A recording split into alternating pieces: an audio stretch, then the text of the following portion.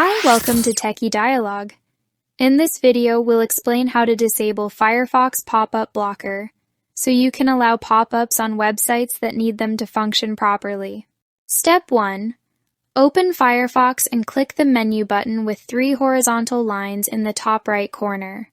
This opens the main menu where browser settings are managed. Step 2. Click Settings from the menu.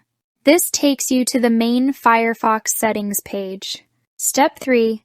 Select Privacy and Security from the left sidebar.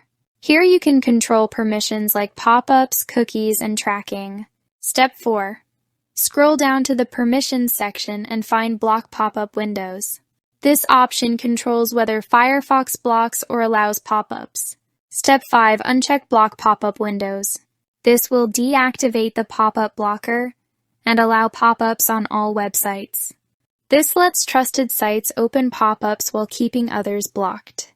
Thanks for watching, and don't forget to subscribe to Techie Dialogue for more simple and helpful Firefox tutorials.